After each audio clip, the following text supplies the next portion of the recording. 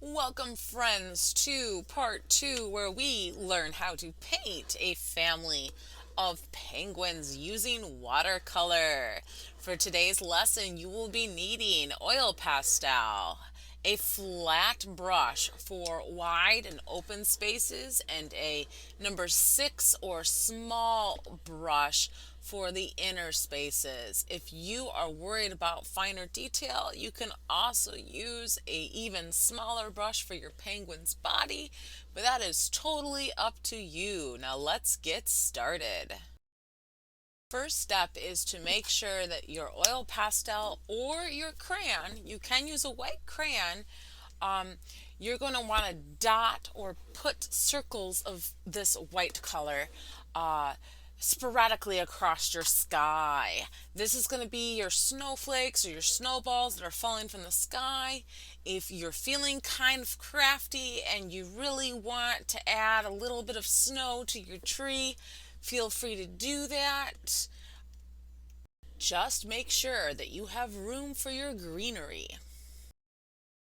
If you happen to have chosen to use oil pastel to block in these highlights of white color, make sure that your fingers are completely clean, because if you do not, you will add smudges of fingerprint or oil pastel off and on throughout your piece, and watercolor will not apply to that, so you will have fingerprints popping up through your color that you place on your paper. So take a rag, a clean rag of some sort, maybe some paper towel, and wipe those fingers off. I'm splitting my skyline into halves. One half is going to be darker, the other half is going to kind of blend out or gradient effect, and it's going to become lighter. The area that I want lighter is the area where I apply more water to my paper before applying color. The area that I want darker, I am probably not going to bother adding water to the paper, because I want my color to be as dark and vibrant as possible to make those mountains pop. You choose what you would like to do. Just make sure, if you're doing the gradient, that you use the wash effect by adding water to your first layer to create your lighter shade, and then reduce the water to create the darker layer. Now, if you end up getting color that might be too heavy for your lighter shade, you can always pick that color up and drag it to another area on your page. Watch or follow along for an example. Basically going to distribute that extra paint in other places and thin out the area that's too dark.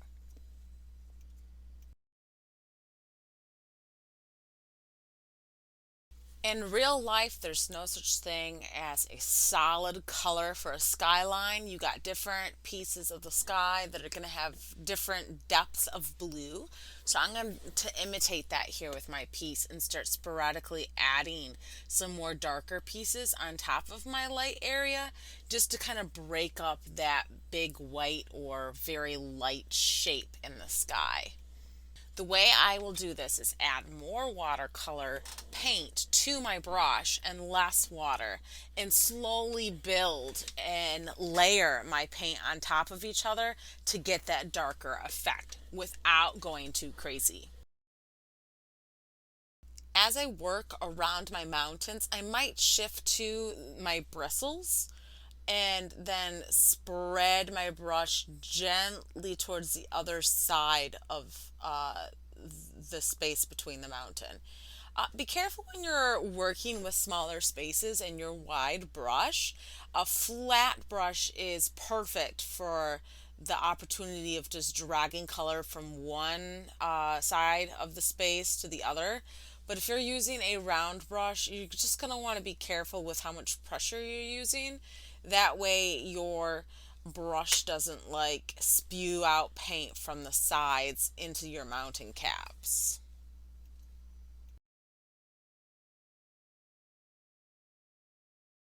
When necessary, you can continue to build that dark color by revisiting your blue or well of paint with your paintbrush, going back and forth, adding blue as you move across the piece or whatever color you've chosen for the sky. This will get your dark end nice and dark and bold, and it will leave, just do the area that you intend to keep dark and leave the other half or the other area that you put down your wash in, leave that light and you will get a gradient effect.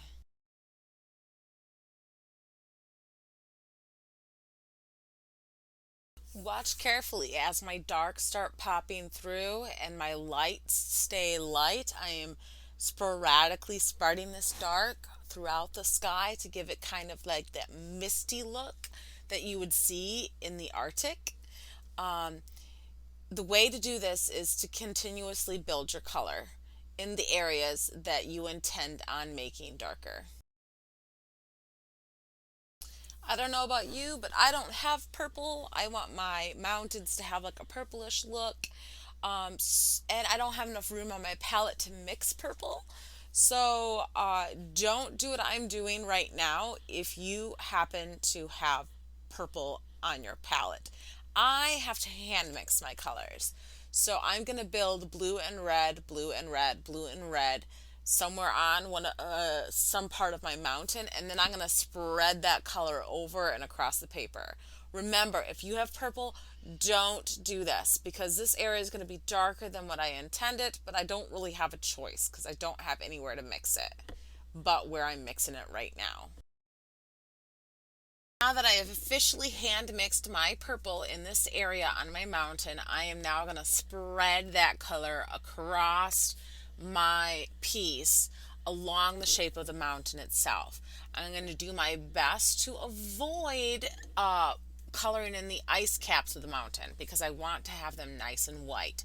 If you don't have purple, then you can do what I did and make a pool of purple in the middle of your mountains and then spread it around. If you do have purple, I highly suggest just spreading purple in a wash across your mountains and avoid your ice caps. I, however, did not have that option. So that is why I have a puddle of purple in the middle of my mountain. Be super careful as you get around the tree and your ice caps. You might want to switch out for a smaller brush, totally up to you. But you are going to get underneath the boughs of your evergreen and you're going to just gently stroke that color in between the branches. You can use your bristles for this. If you have a rounded point brush, I highly recommend going in with a light hand. If you don't, then your watercolor will splooge out of the top of your paintbrush and it will bleed into your evergreen color that you put in, that you're going to put in for your tree. So just take your time. Now we're going to add our base green color to the tree itself. You kind of want a watery green because we're looking for like a lighter green for the base and then we'll add a darker green for our shadows.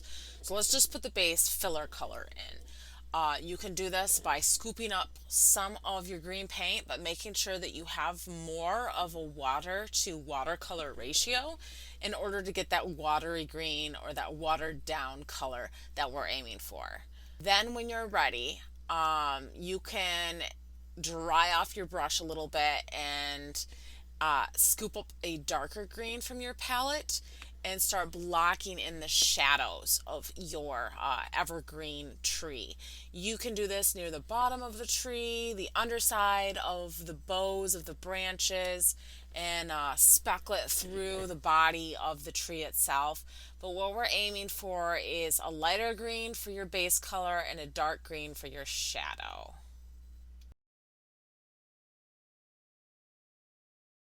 Because my moon is on one side of the page, I am going to put my shadow on the other side of the tree, furthest away from the moon, because it's furthest away from my light source. So you're going to see a pattern here. The closer to the moon, I'm going to have the lighter green. The further away from the moon, I'm going to have the darker green. This will give the illusion of a three-dimensional shape and a realistic tree. If you are still working on your tree, please pause this video and then play it once you're ready to work on your penguins. For the penguins, we are going to block in the throats with some bold golden yellow, because for an emperor penguin, they have those yellow or those colored throats and colored cheeks. And then we are going to take our smaller brush and we're going to lather it up with black. Just a little bit of water and lots of black to get the darkest dark black that you could possibly think of. And use your thinner, smaller brush very gently to color in those small spaces for the penguin's back and for their foreheads and stomach lines.